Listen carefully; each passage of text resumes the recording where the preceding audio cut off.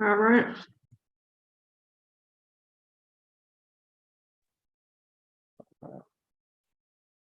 Is it recording? It's about not yet. Okay. Let's see. Okay.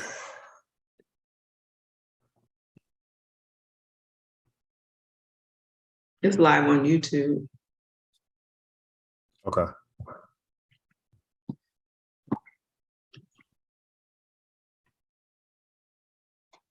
Let's see.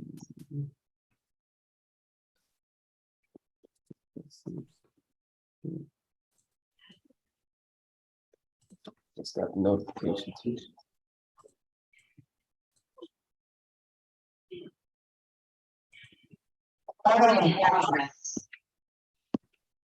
All right. Again, welcome to another week of the Lost Confederacy channel. Again, we are the true Americans, hence the name Confederacy. As always, you have myself, Chief Depot, Chief Alligator, as well as Chief Whitewater. And here, this is channel for American Prisoners of War, and focus on the first letter in that acronym, APOW, which is American. Before we get started today, we definitely had to address something, pretty much the elephant in the room. Hate to say it, but it's in, I told you so moment. We've been on this channel for over a year now, telling you how we've been military occupied. We've shown you proof, we've shown you evidence. We've done it in, a high level thinking, all different kind of ways we could put it to you. But now it's just trying to, slap you across the head with it. I think a couple of days ago, actually September 7th, they came out with an article, not even an article, actually, it was on MSNBC. Again, this is a worldwide televised news channel, and they pretty much just exposed how we're being military occupied.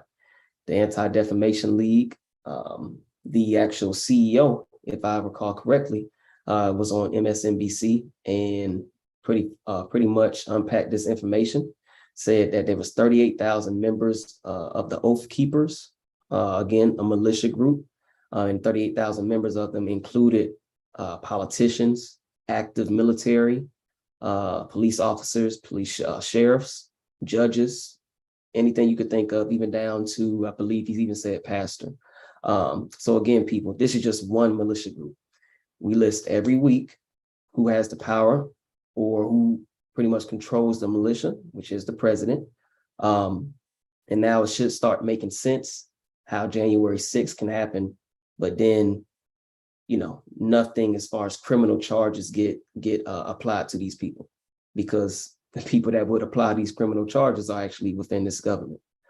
So again, just gonna play a quick, believe it's a 5-minute video showing exactly what pretty much I'm speaking about. And then we're gonna talk about it because we have to address this as a group. So let me go ahead and share my screen and then we'll get into it.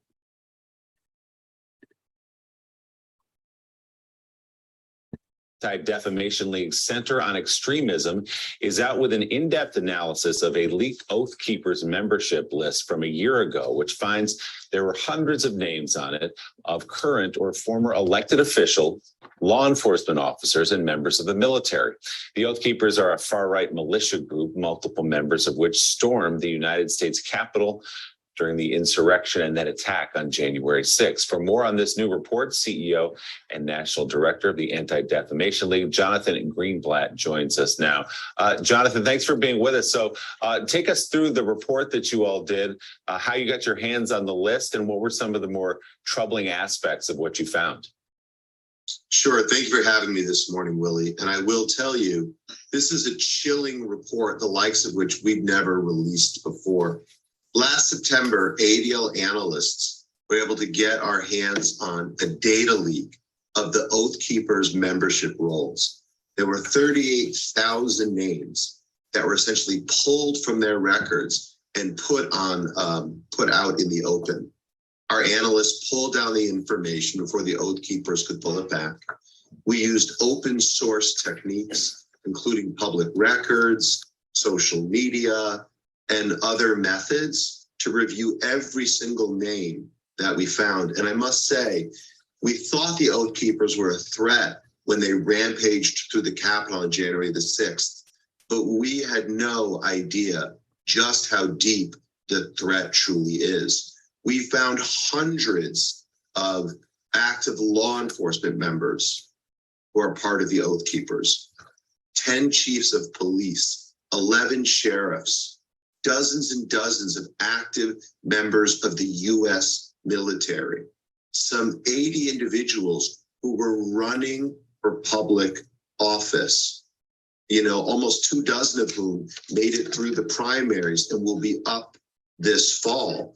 And look, you might not know all of these names. Many people might know Arizona State Senator Wendy Rogers, who still months after the terror attack at the Capitol proudly proclaimed that she was an Oath Keeper in support of the group. But I'm talking about a county commissioner in Nevada, a town justice in New York, a firearms instructor in Pittsburgh, a pastor in North Carolina, and it goes on and on and on. These are individuals with access and influence. These are individuals with resources and training. And these are individuals who have shown us they are willing to commit acts of sedition and violence against the US government. Jonathan, are you surprised at the extent of the membership of the Oath Keepers and other far-right groups who apparently, or maybe they do know, that the underpinnings of the philosophy of these groups are rooted in race and religion? In other words, they're against anybody who isn't white.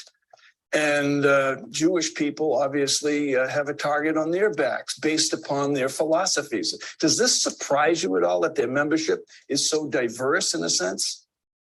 It somewhat does. I mean, look, right-wing extremism is the spectrum. We know that, Mike. And so there are white supremacists, there are sovereign citizens, and indeed, there are these armed militia groups. We know organizations like the Proud Boys, Tario, the head of it, is Hispanic. And indeed, there is some diversity among the Oath Keepers. But I think what's more frightening is the fact that they, for a long time, have prioritized recruiting active and retired law enforcement and military. We thought, Mike, they weren't being successful. We were wrong. We have a problem with an enemy inside our own ranks who has committed, as the Oath Keepers do, to uphold a higher oath, not to have fidelity to our commander-in-chief or necessarily to the jurisdictions where they work, but to their notion of the Constitution and a holy obligation that, again, puts minorities, puts Democrats, and puts ordinary citizens in their crosshairs. CEO of the Anti-Defamation League, Jonathan Greenblatt, thank you very much for coming on this morning. I'll just stop sharing there. I'll let you all go ahead and give you all's thoughts, and then I'll kind of piggyback off of that. Yeah.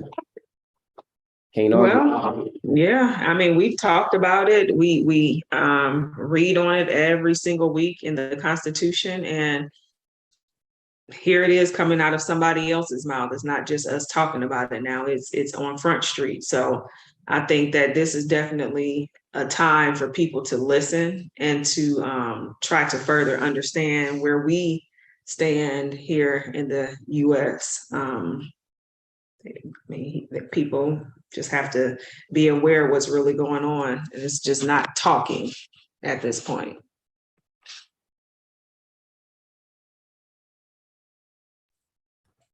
Really don't have a lot to say. It's pretty much speaks for itself. Like you said, that's a worldwide news outlet.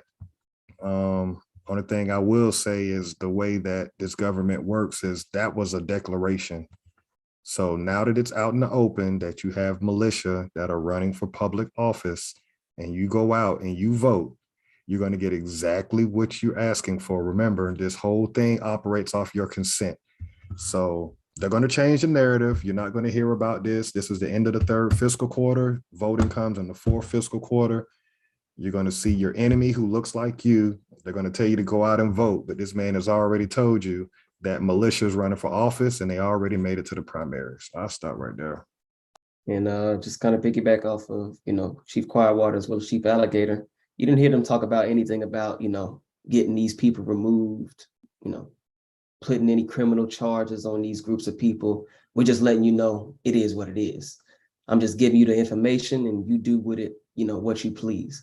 So again, as Chief Alligator stated, if you take your ass to these, voting stations, these voting polls, and still have faith in this system, I mean, at this point, you get what you deserve. How can you see something like that and then still feel that, we have to make sure that we get these people out and put some more people in? The outcome is going to be the same, people. You're trying to put in different numbers and get out a different result when it's going to spit out the same result. We're not working for you. It's plain and simple. We're going to keep, hitting you guys across the head with it until it sticks. And hopefully this is just another, hopefully this is like a lightning bulb or a lightning rod that actually wakes up a lot of you people. Because we have to understand exactly what we're dealing with here. And I'll just leave it at that, and we'll go ahead and get into continue our 1866 hearings. But first and foremost, definitely want to go ahead and, make sure we do some type of recovery. So I'll go ahead with the 12 steps for this week.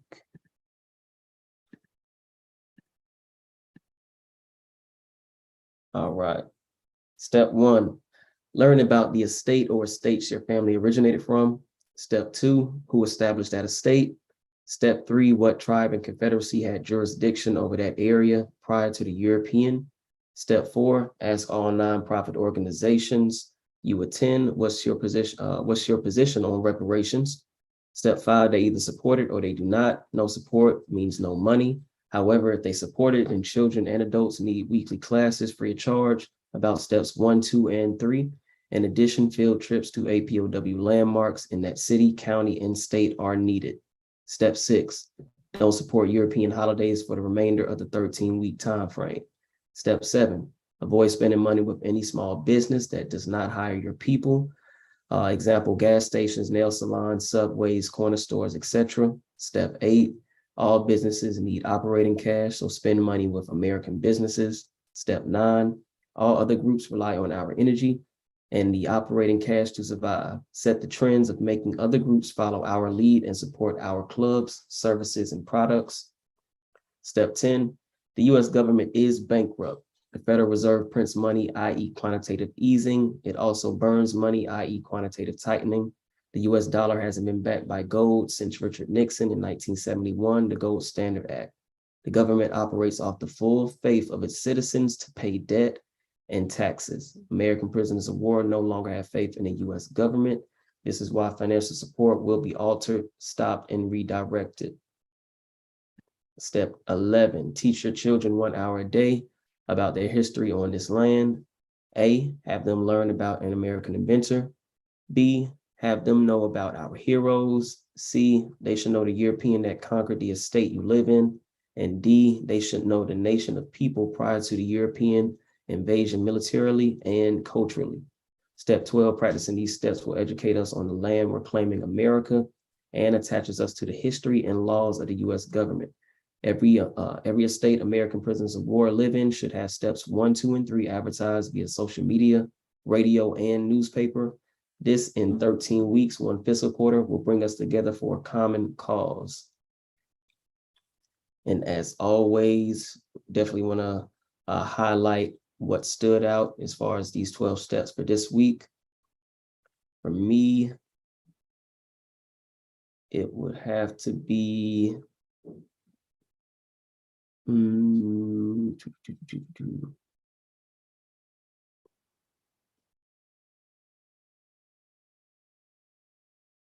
number 9. It have to be number 9 for me this week, especially in regards to what we just listened to and heard in regards to the Anti-Defamation League. Other groups rely on our energy.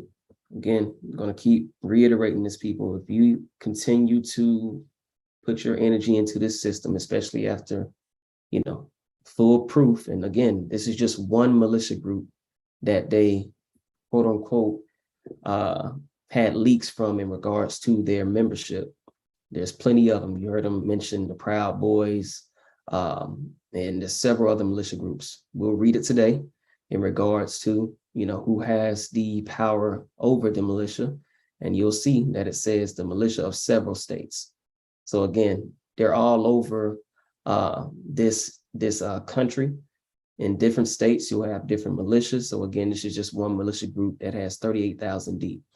So I say again, they rely on our energy to continue to, you know, I guess be willing to take up or put up with this this shit we're dealing with, because they need our consent. That's how they remove the karma off of them. So again, we need to make sure that we're, you know, being conscientious of that. And I'll let you all kind of pick your step that stood out this week. I'll go with 10 this week, and that just kind of ties into everything that we're basically just saying, is that we have to have, in order for it to run, we have to have faith in the government. So, which is why, like step 10 says, why financial support should be altered, stopped, and redirected so that we can gain some sort of tracking and everything that's going on. So that sticks out for me this week. Yeah, I was thinking step 10 as well. Keep beating that drum. There is no money. So literally we're operating with coupons, and they won't even give this group specific coupons for any particular reason.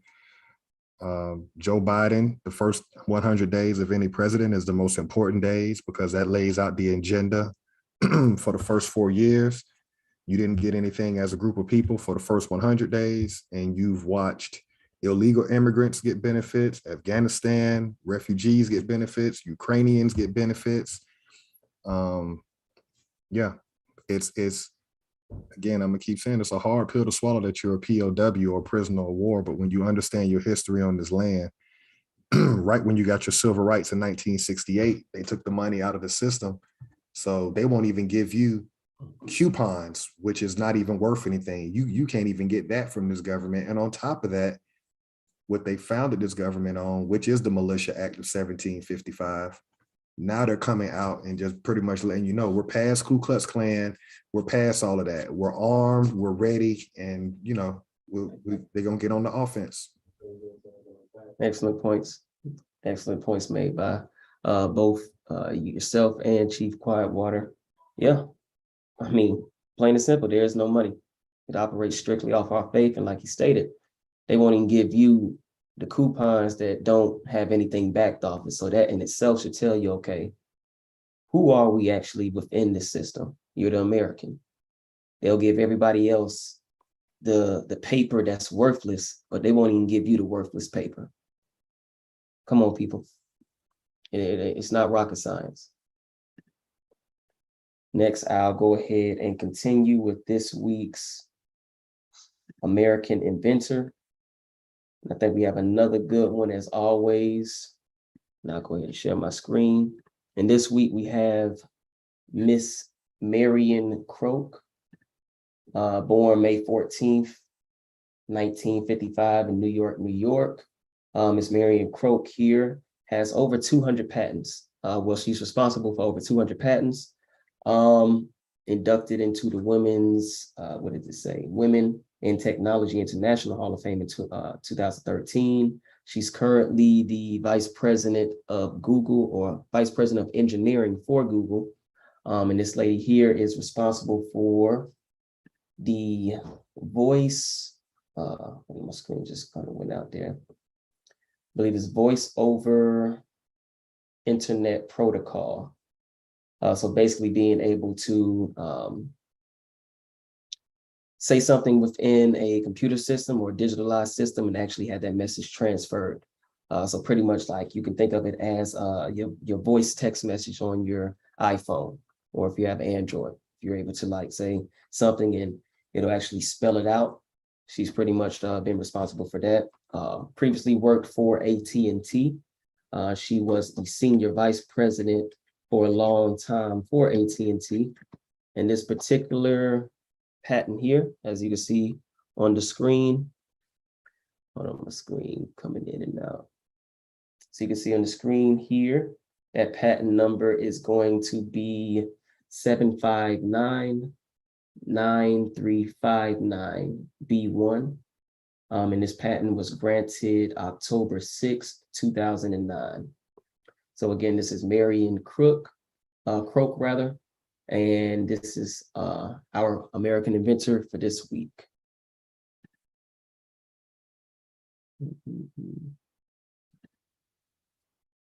Go ahead and stop sharing my screen. And next, we will go ahead and have Chief Alligator with this week's Dr. Woodson quote. Can you share your screen with the quotes?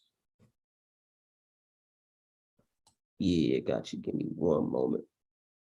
HDMI messing up.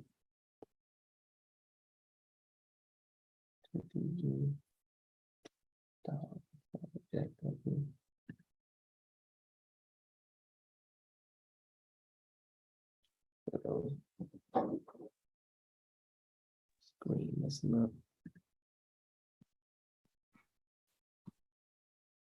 I can grab it if necessary. All right, I should have it here. Okay. And which quote were you looking to read this week? Scroll down a little bit. Let's see.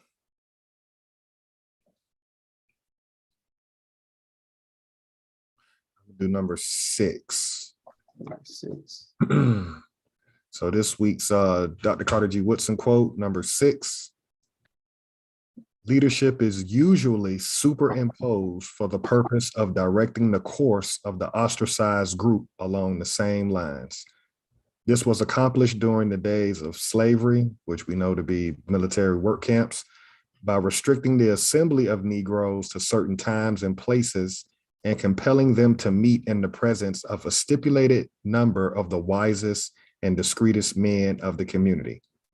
These supervisors of the conduct of Negroes would prevent them from learning the truth, which might make them unruly or ambitious to become free. And I wanted to choose that one just to tie into the video you played. Where's your NAACP? Where's your Urban League? Where's your pastors? Where's your Al Sharpton? You know, where are all these supervisors of the Negro now that they've come right out and, let the world know that we have militia within all sectors of the government. And lastly, man, everything operates off trends. If we look at the last 90 days, we saw the massacre at the grocery store in Buffalo. We saw a man in Ohio get shot 60 times. We've seen countless other people get shot on video. At this point, it's past a trend. It's rhyming like a motherfucker at this point. And you did get a win earlier this year with the George Floyd conviction, but now you're right back to taking L's because you're continuing to be murdered on video and no arrests are being made. It's back to suspension with pay, internal investigation. They're not even raising money for court cases anymore at this point because there will be no court case. What's up with these just district attorneys that look like us? Nobody's going to speak out and say this is unacceptable. So everybody's just going to be quiet. So that's why I chose that quote today.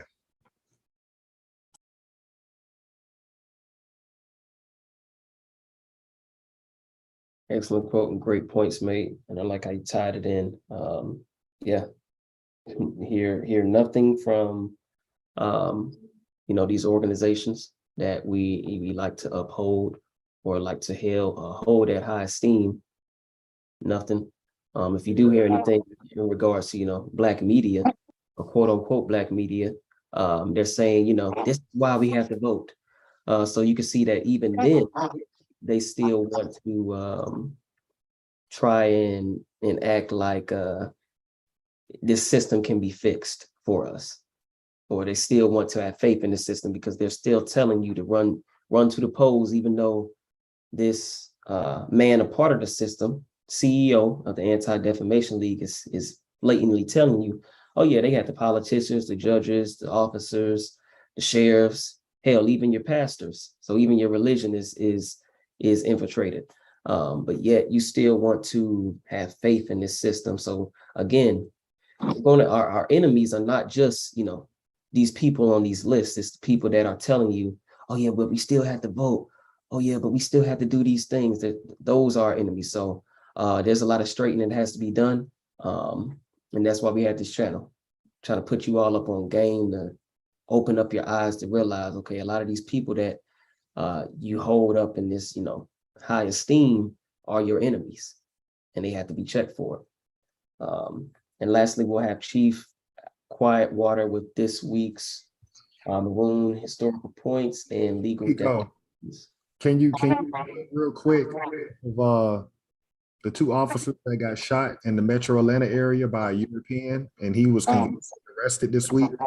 So while they're showing us get killed being unarmed, here you got a European that killed two Marian.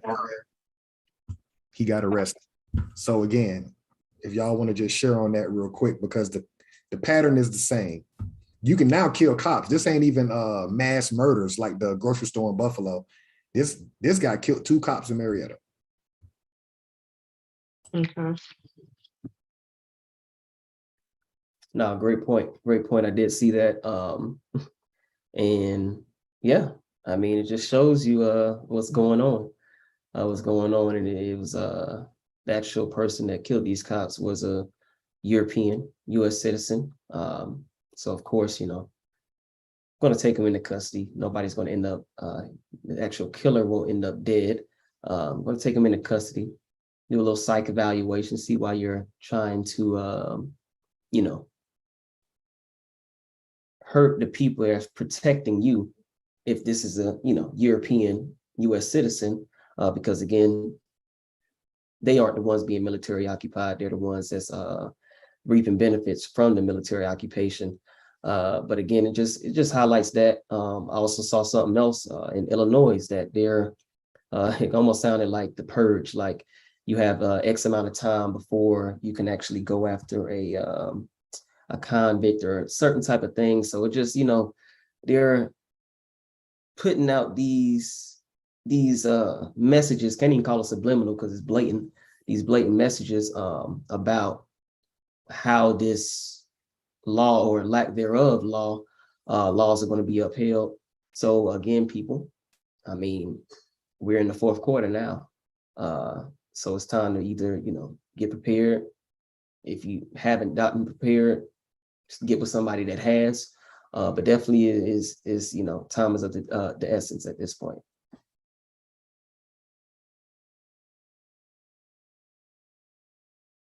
I agree with both of you. Yeah, it's in our face, and I mean, I really don't have much to say on it in regards to that. Okay, I'll go ahead and do the legal definitions. Is my volume okay? Okay. All right, so legal definitions. Number one, American, a native of America. Number two, descendant, one who follows in the bloodline of an ancestor, either lineally or collaterally. Number three, slavery, a situation in which one person has absolute power over the life, fortune, and liberty of another. Number four, prisoner of war, a person, usually a soldier, who is captured by or surrenders to the enemy in wartime. Number five, school, any institution at which instruction is given in a particular discipline. Number six, education, an enlightening experience. And the Maroon historical points. Number one was a person escaping slavery, seeking freedom, or breaking the law. Number two, providing unity and a strong defense came first. Number three, Maroon leaders were first and foremost military figures. Number four, Maroons established guerrilla warfare, planting sharp sticks in thick grass. Number five, Maroons knew their European enemies' language, defenses, and plans. And if we can just do the 7th definition, recovery or return to a normal state of health, mind, or strength, the action or process of regaining possession of something stolen or lost, which is why we do the inventors every week.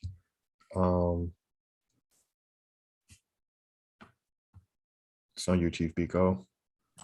And lastly, go ahead and jump into the Constitution before we continue with the 1866 Indian Treaty hearing. And this, guys, is just going to bring it home full circle. Again, when we highlight this Constitution, we're highlighting it because this is the foundational document of this government. So all roads lead back to the original. So when we're saying these things, we're mentioning, these laws that are these policies rather that are contradicting, this Check the message real quick, Chief Biko, not to interrupt you, but check the message real quick before you go on. I know you're getting ready to build on the Constitution. Okay.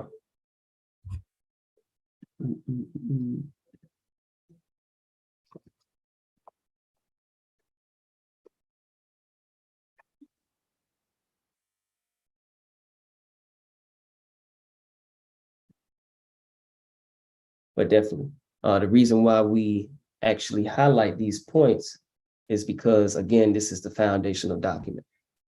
So if anything that comes after it is contradicting it, then that just pretty much voids this whole Constitution, the whole foundation of this U.S. government that we're currently underneath. So again, just want to highlight how we highlight section 10 or number 10 in our 12 steps of recovery. Section 10 states, no state shall enter into any treaty, alliance, or confederation, grant letters of marque and reprisal, coin money, emit bills of credit, make anything but gold and silver coin a tender in payment of debts. So again, as Chief Quietwater and Chief Alligator highlighted, we're playing with coupons that are backed by nothing. And yet this government won't even give people that look like yourself and myself the coupon that is worthless. Yet this Constitution states that the only thing that is payment or can be used as payment of debt is gold and silver. So they're contradicting not only themselves and this government, but they won't even give you the contradiction, which is the coupon.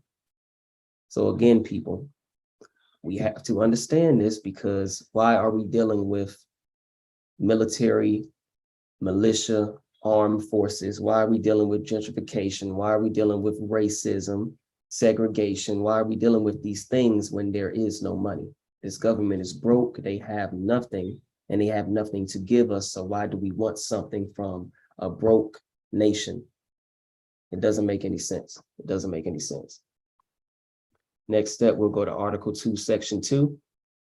And here it states that the president shall be the commander-in-chief of the Army and Navy of the United States and of the militia of several states. As I pointed out earlier, the militia of what? Several states. So again, it's not just the Oath Keepers. There's militia in every state, or at least majority of the states. Georgia is a military district. It's separated into militia districts. Like if you were to go and check, family lineages or things of that nature, you'll see that it has, militia district 1, 2, 3, so forth, so on. It was created for a military buffer state. So again, when we're bringing up these things, it's for a reason. We're trying to highlight where this all comes from, if we're ever to escape it and destroy this. And lastly, Article 6, Paragraph 2, the Constitution and the laws of the United States, which shall be made in pursuance thereof, and all treaties made or shall be made under the authority of the United States shall be the supreme law of the land, and the judges in every state shall be bound thereby. Anything in the Constitution or laws of any state to the contrary notwithstanding. So again, here just stating that this supreme law of the land is supposed to be the treaty, but even that is contradicted. A lot of the treaties that we read especially in the beginning, were invalid.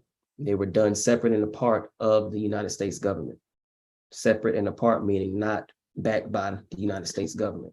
Congress is the one that's going to pass or approve these treaties.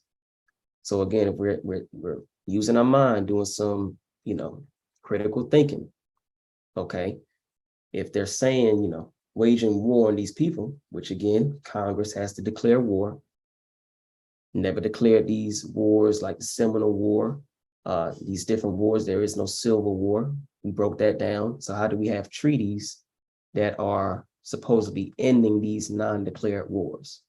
Doesn't make any sense. Doesn't make any sense.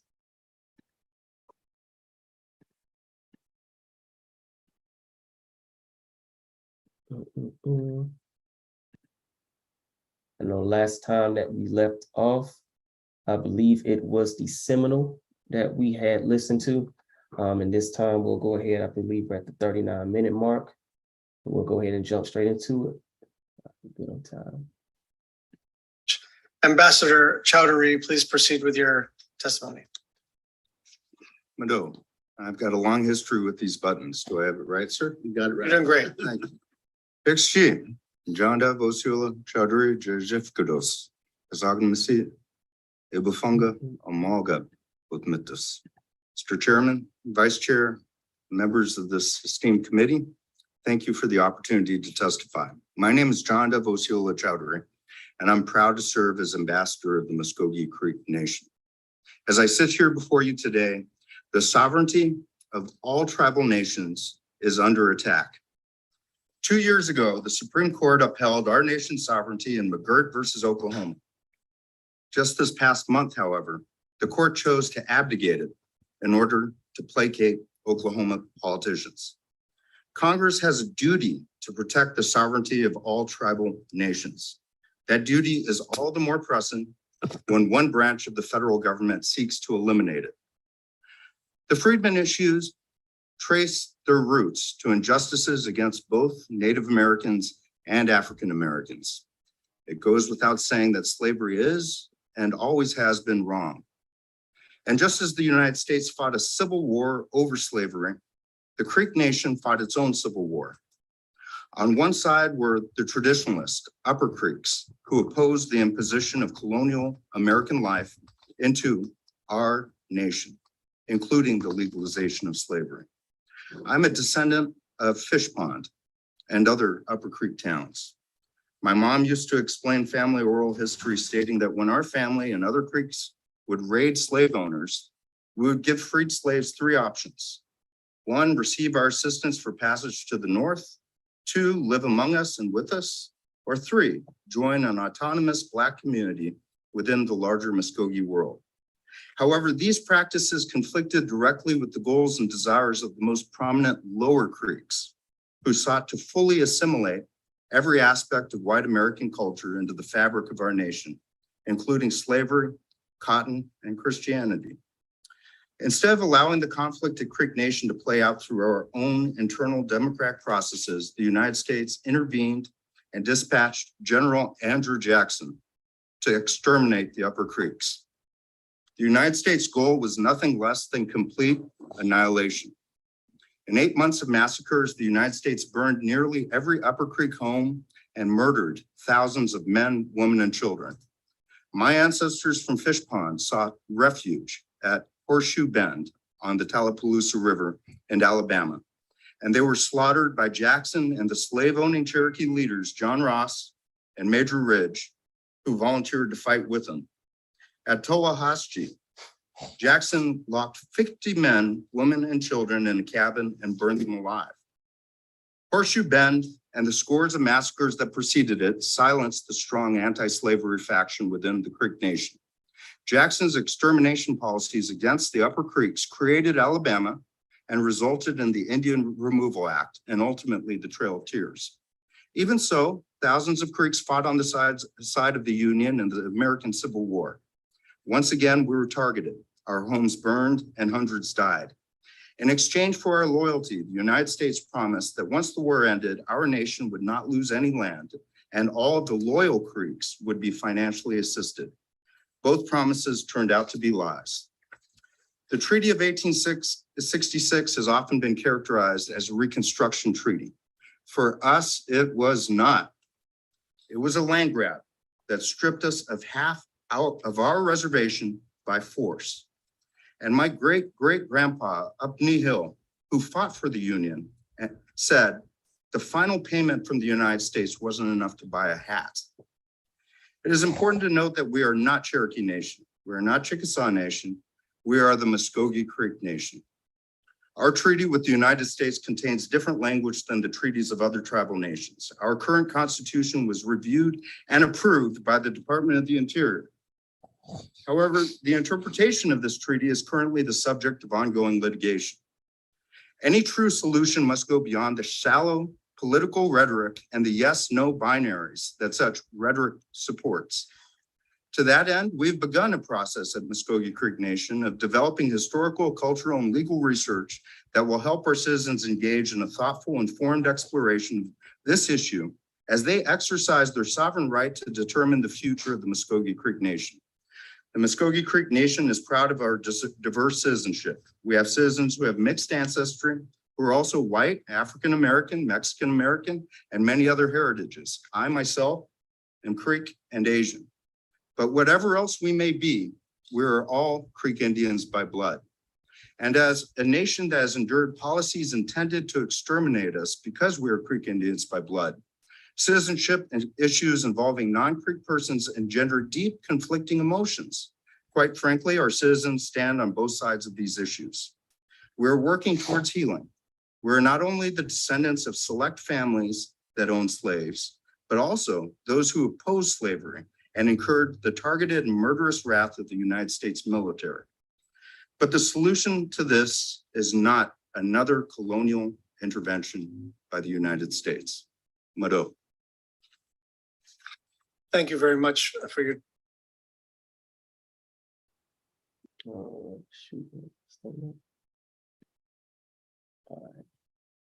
I was just jotting down some things that he stated. I could start from the last thing that really stood out to me. Stated that there are 9 Americans that are a part of the Creek Nation. Again, further proof that a lot of these quote unquote Native Americans aren't indigenous to this land. He stated, we have white members, we have Asian members, Mexican members. So again, just being able to pretty much join a club per se is sounding it sounds like what the not only the Creek Nation but pretty much majority of these nations within this hearing is what they do. Hey, you want to be a member, sign up, okay, cool. But then that contradicts what another I believe one of the chiefs had stated, you have to have certain type of blood. So what is this qualifying attribute that you need just to be a member of these quote unquote nations? Because it sounds like they're just allowing anybody to become a part of them. Again, need approval from the US government to even sanction off anything. So how can you actually be a sovereign nation if you have to, again, ask for permission or approval from another nation that supersedes you? He stated needed approval from the US government's Secretary of Interior, I believe, for their constitution or something to be ratified. So again, they're subordinate or up underneath this US government. And again, he stated the American Civil War. What's war? What is this Civil War that, all of these members on this panel keep bringing up? We had Maxine Waters, 2 or 3 weeks ago, just stated that it was a rebellion. So where are we getting this Civil War from? Again, I'll show it. After this, Congress has the power to declare war. Congress never declared a Civil War.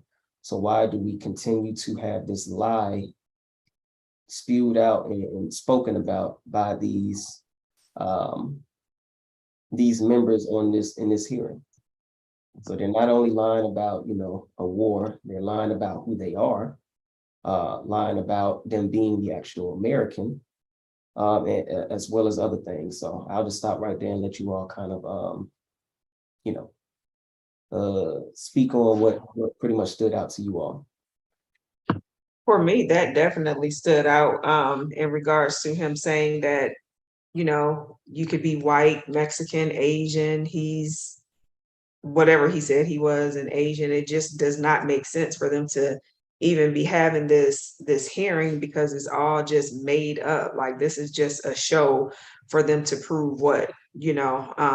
I just think that we need to be collectively just aware. You know, of course, not many people have viewed this, because this wasn't just blasted over the internet or on the news or anything. So their goal is being achieved because they're going through the motions of this and just blatantly just lying. Like you said, it's just like you just sign up to be a part of this club or this nation. I just don't think that is right. It's ridiculous. It's comical at this point.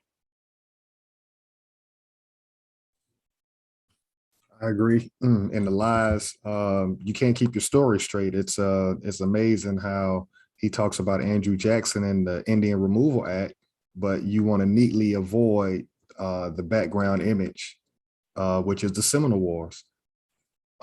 Everybody wants to act as if there was no wars going on.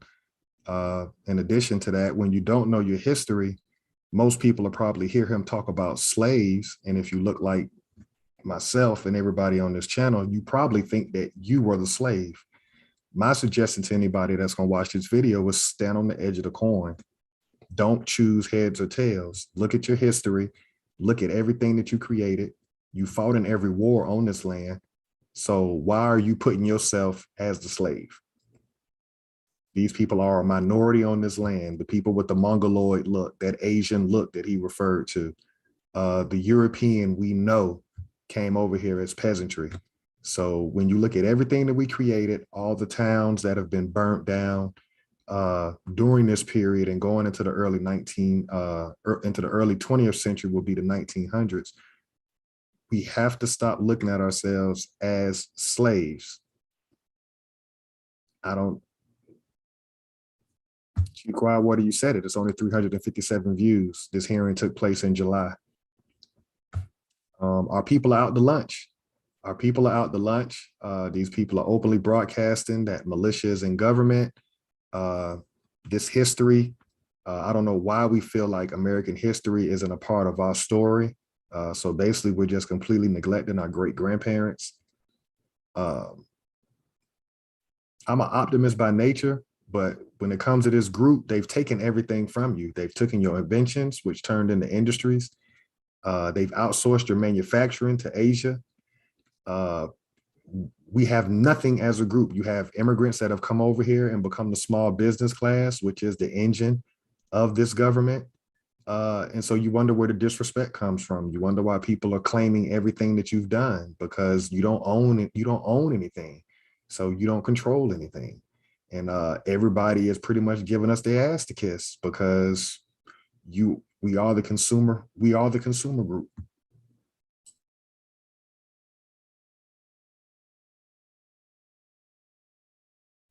Yeah, excellent points made by both of you. Yeah, at this point, you can see that they're just stumbling over their own lies, repeating the same lies. So they're in, they're on code in regards to that. All of these people who are claiming to be our ancestors, a part of our ancestors' lineage,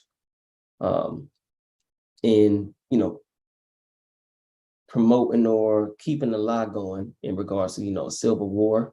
And they do a great job at it because they're doing a great job at putting themselves into the story.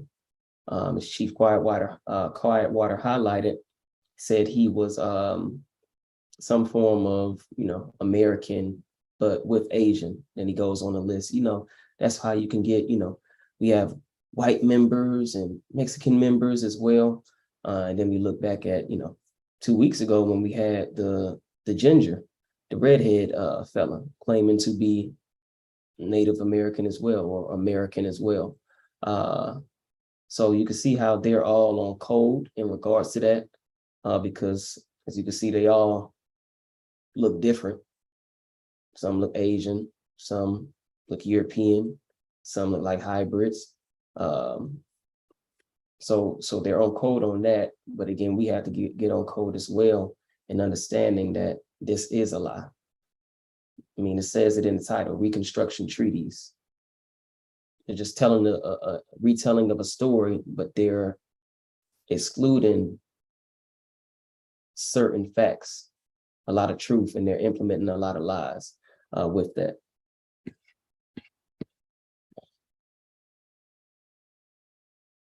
So we'll go ahead and continue. Should be able to get one more. Testimony. Mr. Greetham, please proceed with your testimony. Thank you very much. Chairman Schatz, Vice Chairwoman Murkowski, and honorable members of the committee. My name is Stephen Greetham. I serve as senior counsel to the Chickasaw Nation. I want to thank you for the opportunity to speak today. The committee called this hearing to inquire as to freed person descendants' tribal citizenship rights under various 1866 treaties. For Chickasaw, this inquiry is controlled by Article 3 of our 1866 treaty, a treaty to which the Choctaw Nation is also a party. The United States Supreme Court adjudicated the committee's question more than a century ago. Consistent with that adjudication, we have not violated, nor are we violating our treaty. But before I go further, let me state plainly, human chattel slavery is a stain on history. It is a stain on the continent's history, on the United States history, and on Chickasaw history. Likewise, Jim Crow is a stain on the United States and Oklahoma's history. There's no room for ambiguity on those points, and nothing I say today should be interpreted as suggesting any ambiguity. Relevant to the committee's inquiry, the Chickasaw Nation's 1866 treaty provides for a land cession to the United States, but conditions federal compensation on the nation's choosing to extend citizenship to freed persons. That choice was neither made nor supplanted by the treaty, which only spoke to the consequence of whichever choice the Chickasaw made. The Chickasaw people deliberated and chose not to extend citizenship. In doing so, the Chickasaw expressly relinquished any claim to compensation for the lands the United States took. This choice was not a violation of the treaty, but its implementation. And of course, as the Supreme Court recently quipped, history did not stop in 1866. In the wake of restored treaty relations, the US again broke faith. Giving into non-native political pressure, Congress turned its efforts to undermining tribal self-government and opening indigenous lands to non-native settlement, so Oklahoma could be formed as a brand new state. It should be remembered that throughout this period, Chickasaws themselves were not US citizens, though they and their rights remained subject to Congress's claim to plenary authority over Indian affairs. In the chaos resulting from this pressure campaign, disputes over freed person rights arose. And in 1902, Congress directed us to court. And by us, I mean the United States and the Chickasaw Nation and the Freedmen and the Choctaw Nation. Here's Congress's language.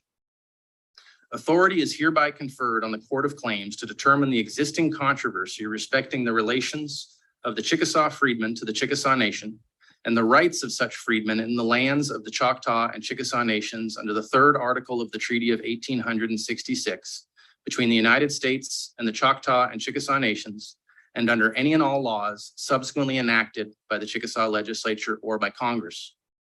In considering the case, the court concluded, 1, Congress had not independently vested freed persons with citizenship, and 2, the treaty did not impose an obligation for the tribe to do so. Instead, the treaty provided for potential citizenship. As the Court of Claims put it, quote, a means whereby freedmen might, by consent of the tribe and the voluntary action of former slaves, become members, close quote. Based on treaty text and the parties' actions, the court ruled freed persons were, quote, freed persons, quote, relation to the Chickasaw Nation is, as the treaty expresses, the same as citizens of the United States in the nation. This remains a true statement of law and fact today. And again, the statement represents treaty implementation, not violation. Treaties matter. They're the supreme law of the land.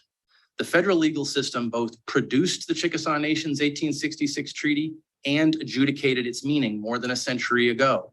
We are both, the Chickasaw Nation and the United States, bound by the court's disposition of the matter. Mindful of questions the law does not answer, though, Chickasaw stands by this process and result. All peoples work to reconcile their often complicated histories over time. The U.S. and Chickasaw signed the 1866 treaty during a difficult period in our shared history, a period in which the United States began its own process of reconciling its dehumanizing reliance on human chattel slavery. We're more than 150 years on now, and that process continues, as it should. But the law matters. Chickasaw history, like other histories, involves growth and setback, trial and progress. In its most recent generations, the nation has made tremendous progress in rebuilding its governing institutions.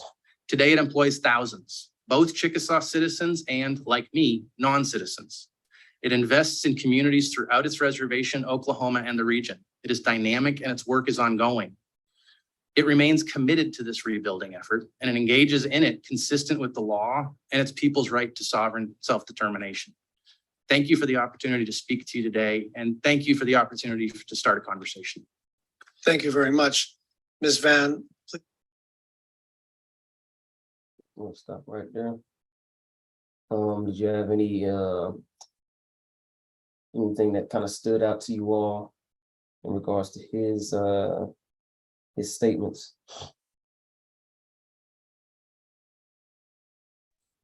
Chief Croakwater, you gonna go first? Yeah, a lot jumped out. Number one, how are they just overlooking that these tribes came from east of the Mississippi River? That's first and foremost. The Choctaw, Chickasaw, you moved a small select portion of those people into Indian Territory, which later became the state of Oklahoma. Then you mix them in with Europeans and other prisoners of war, and you just basically made a fake nation. It's almost like the nerve of them to sit up here and pick and choose who's going to actually be Chickasaw and Choctaw when all of these people, and thank you for pulling up this map, all of these tribes originally come from what we know now as the Dirty South, or what's been called the Bible Belt. So the fact that you move these people into Indian Territory, and now these people are actually trying to sit up here and play gatekeeper to an American heritage. In addition to that, this attorney, counsel for the Chickasaw, is talking about the treaty being the supreme law of the land, but Congress never declared a war.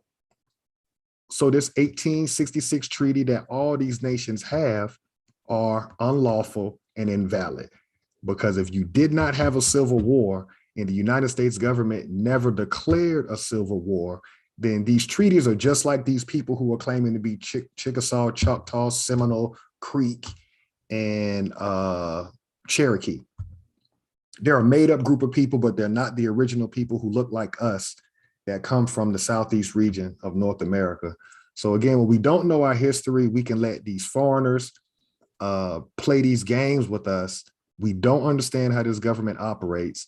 And it's amazing that you got counsel up here. That's the second attorney that's representing one of these quote unquote nations. And he's sitting up here. Thank you, Chief Biko. Can you highlight where it says to declare war, grant letters of marque and reprisal?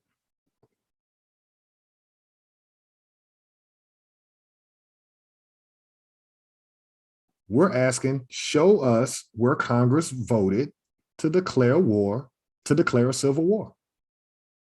We're also asking, show us where Congress declared a Seminole War. So it's mighty interesting that during your Reconstruction period, which is when you had to make this lie up because neither one of these wars were declared, you built fake monuments of Confederates, but there's no declaration in writing that you ever declared a war. You got museums in Florida, you got memorials in Florida, with the Battle of Dade and all these different battles that happened during these Seminole Wars, but everybody want to act like that didn't happen. But you're going to stand on the 1830 Indian Removal Act as if Andrew Jackson did something lawful, when in reality, he moved people without war being declared. Now you got this same group of people trying to pick and choose who can be members of these fraudulent nations. It's not hard what they're doing. They're bold-faced lying at this point.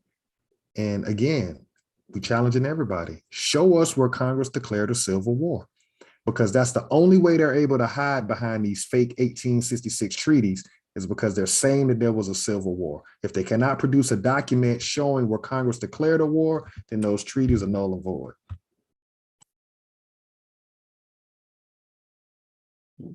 Absolutely.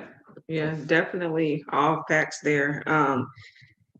Yeah, I just don't know where are they trying to even go with this?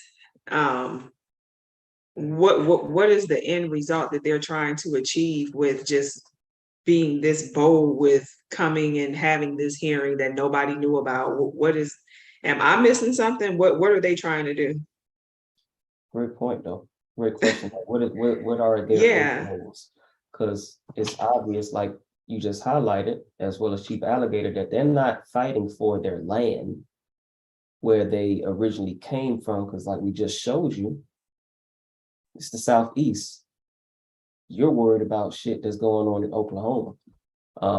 So that's the first red flag to show that these people aren't the true Americans. Why are you settling for power to rule on who and who cannot be a part of your quote unquote nation, when this same government that you're trying to make your points across to in regards to having your ability to tell or have your say on who can join your nation, when they're the same people that just illegally or unlawfully moved you from, or supposedly moved you from, your homelands. You're not worried about that. You're worried about having power to dictate who and who cannot be a part of your nation, so you can still reap those benefits. You see what I'm saying? That's how it's coming off to me, versus actually, okay, all of these treaties that you made with our ancestors are unlawful because, like we just highlighted, you never declared any war, whether it be the Seminole War or Civil War, because that's the only way you'll be able to capture our land and water to move us to present-day Oklahoma. We're not concerned about that because we already understand that we're not the Americans. We're putting on a mask like we are. So we're talking about the deal in which you said we'll be able to dictate who and who cannot be a part of our new Native American nations. So that in itself is highlighting to me that these people aren't the true Americans. They're worried about more so about classism than actual recovery for their lost, stolen, and robbed land and assets. That's what we talk about on this channel. They're talking about a totally different thing within this hearing. And I'll let you all kind of stop right there or build off of that.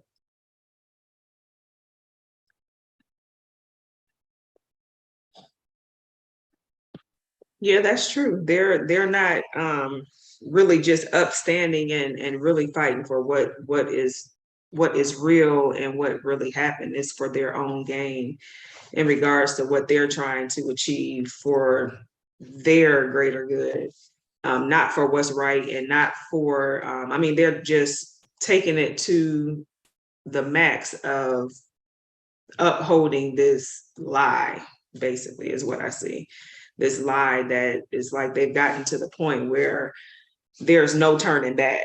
Like they basically have to continue to mask it and continue to lie and to continue to uphold what they know the truth about, but the fact that everyone else is in the dark about what's real and what's in black and white in the Constitution and things of that nature. So they're basically doing their part to uphold their lie by any means necessary, basically.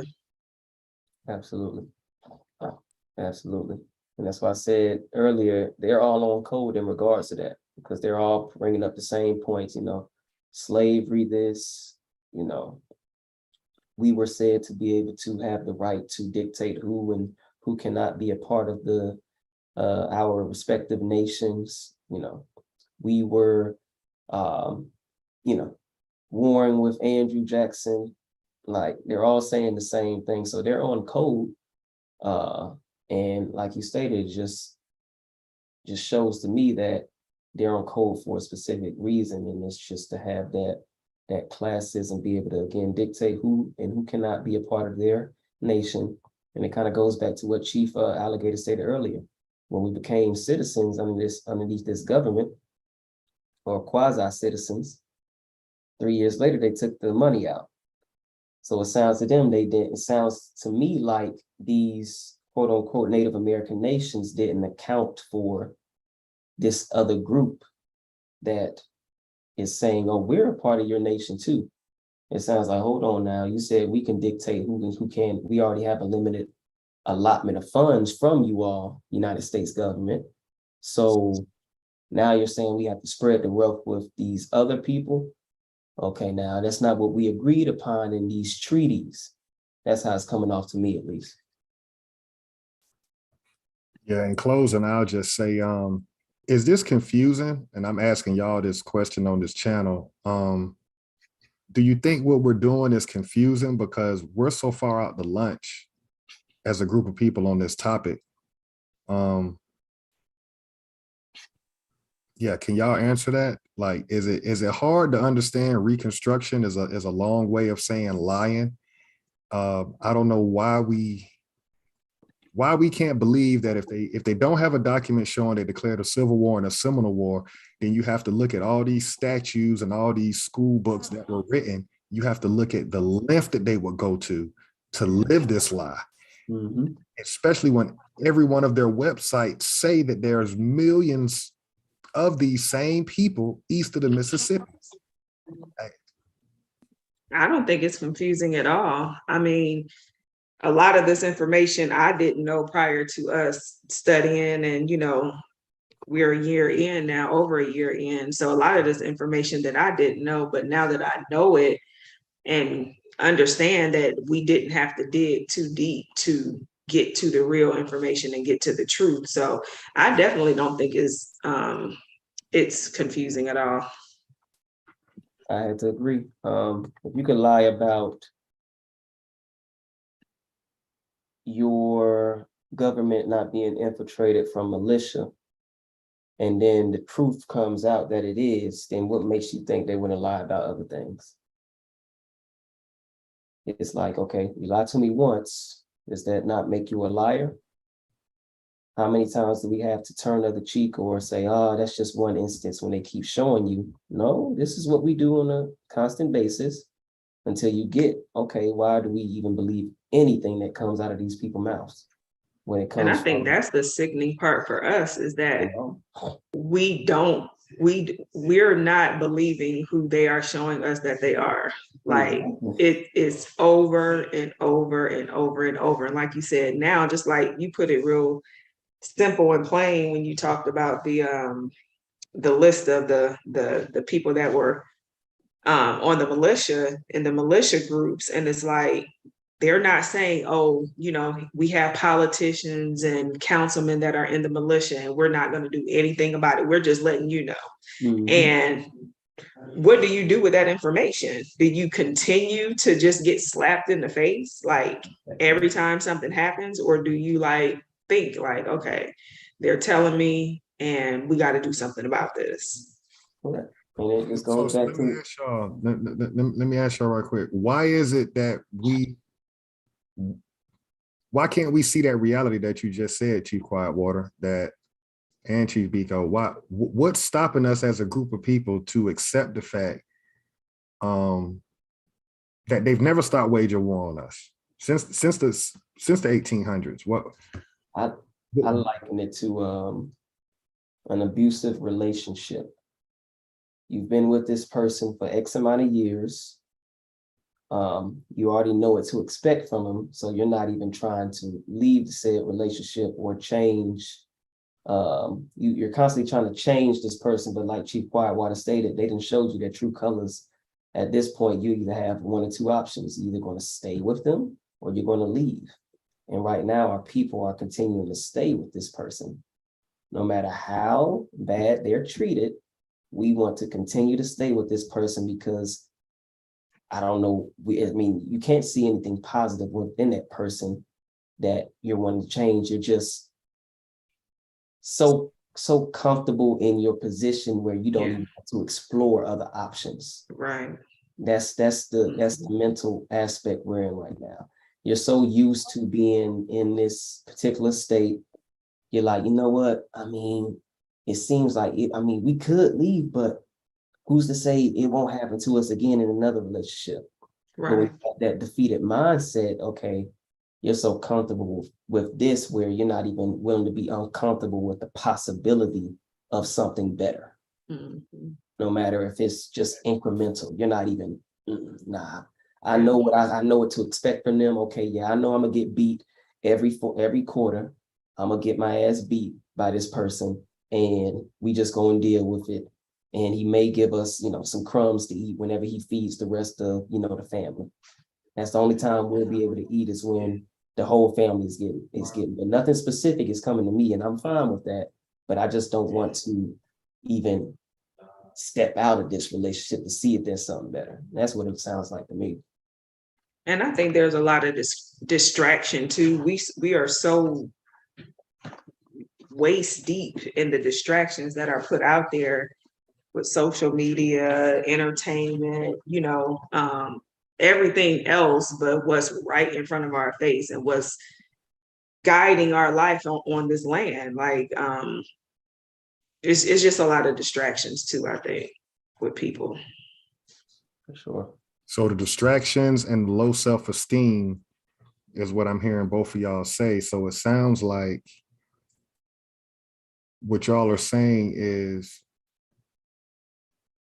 let's just use the word slavery for a minute instead of saying prisoner of war. Instead of them putting chains on every single person that looks like us on this land, what they actually did was took our head, took it off our shoulders, and put their head on our shoulders. And so what we're doing is we're walking around melanated Europeans because we only know history the way that they interpret it. Right. We believe in a civil war that they want us to look at. We can't do a 180, which is what this channel is about. We can't reverse engineer it and look at the fact that there was Seminole wars and we fought in every war on this land, and that we actually had inventions and manufacturing, and we were warring for hundreds of years before the early 1900s during the world wars, when we finally just collapsed. And then you get a Martin Luther King and a Malcolm X, and then they start going the religious route because that was the last of our military defense for our people. So then we start believing in a power greater than ourselves and wanting to be civil with them. And we wanted to integrate with them, which is what happened. They ended up integrating us with them because they decimated our defense. It took hundreds of years to do it. Great points by both of y'all. So I'm gonna stand on the other side of it and just say it's brainwashing. We can't see outside of what they've made us see. And I think that's why this, on top of the distractions, like Chief Quietwater said, they've made us minorities. They've made us juveniles because we cannot critically think as a group of people. And then you have people who look like us that perpetuate the Reconstruction lie. So we're completely dependent on another group of people when all of this shit was ours. It's mind-blowing. It's really mind-blowing that you don't have to look that deep. We created all of this shit, and we will not see past the fact that we were slaves. I don't even think it's an abusive relationship, Chief Biko. I don't even think it's an abusive relationship. I think we're just literally under a spell. They literally have us looking at things through their lens. It's a bold-faced lie, but we can only see it through their lens. And so we're willing to just go along with what we're kids, which is why we answer to the term minority. That's why they can come straight out and let the world know, yeah, all sectors of our government are infiltrated with militia, and we'll still line up and go vote, which means you're showing the world. If you're the European, he's saying, look, we told them. We told them, what is it, September? We told them in September that they're infiltrated. Don't come save them, China, Russia, all these different nations that's got militaries. Don't come try to help these people because they're still willing to participate. And that's how they get us. They get us because we're still willing to participate, even though they tell us we killing you. Mhm. And you wonder why you have no respect from all these other nations. Take off the blinders. I don't know if we're gonna I think after that declaration on the news by the CEO of the Anti-Defamation League, do y'all have any hope in us as a group of people moving forward? It's hard because, like you said, Chief Quietwater, he said it. He said it. And we're still gonna go participate in this system. Yeah, I don't think people, if you ask 10 people that look like us, if they saw that news, if they did or if they did, 9 times out of 10, they probably, 10 out of 10 probably did not understand it. And 10 out of 10 probably could care less about it. It probably went so far over their head that it doesn't matter because they don't know the history. I'll say 9 out of 10. I won't say 10 out of 10. I'll say 9 out of 10. They don't know the history. So if they knew that only the president can call out the militia, then that would make sense to them. But the fact that they don't know that information is not going to make sense. It's not going to click to the average person who don't know the Constitution. That's just my thought. If that makes sense. And on top of that, Joe Biden is not going to say, this is awful, we're going to do a special investigation. He's not going to say anything which further shows you that this government is against you. He won't say not one thing. You would think. And that was on mainstream news that our parents probably watch every night before going to bed. Right. you know, the much older generation probably watched it and probably have no clue what they were talking about. A 5-minute news, I want to say news story. Give it 5 minutes, bring the CEO on. All right, another news. Right, exactly. We got to put it in there again, like Chief Alligator stated, we got to make them aware. What they call a soft disclosure. Correct. Put it in there, 5 minutes, show all the numbers. Whoever reads it, get it. But we put it out there. You can't say that we didn't bring this information, like you said. So, again, don't sign up for your own demise.